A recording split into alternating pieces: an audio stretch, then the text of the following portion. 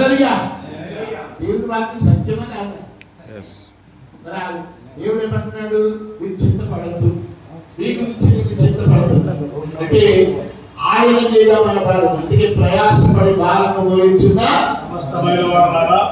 ఆయన దగ్గరండి నేను మీకు శాంతిని ఇస్తాను.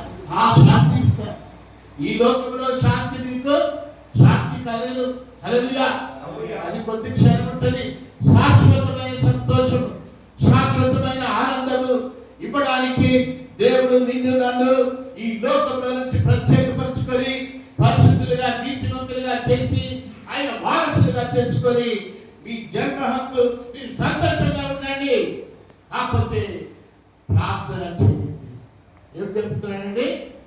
ప్రార్థన చేయాలి. మనం ఇక్కడ ఈ మొత్తం డివిజన్లో ప్రతి బ్రేక్ఫాస్ట్ లో మనం ఏం చేస్తున్నాము? ప్రార్థన చేస్తున్నాం. నో డౌట్ మనము ఇడ్లీ సాంబార్ అని తింటున్నాం. బ్రేక్ఫాస్ట్ ఏం చేస్తున్నాం? అది మంచి మంచి మంచి వడలు అవి ఏమి దేవుడు ఇస్తున్నాడు. హల్లెలూయా. ఫెలోషిప్ అంటే ఇప్పుడు కూడా సహవాసం, పరిశుద్ధ సహవాసము భోజనం లేకుండా కంప్లీట్ అవుతారు.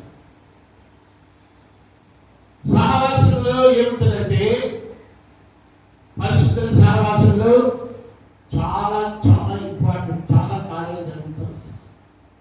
ఆ ప్రార్థనలో చాలా గొప్ప శక్తి ఉంటుంది. దాని విషయంలో మనము నేర్చుకోవాలి. మనము చేసేటప్పుడు ప్రార్థన మామూలు ఎవరితో మాట్లాడతలేదు. ఎవరితో మాట్లాడుతున్నాము?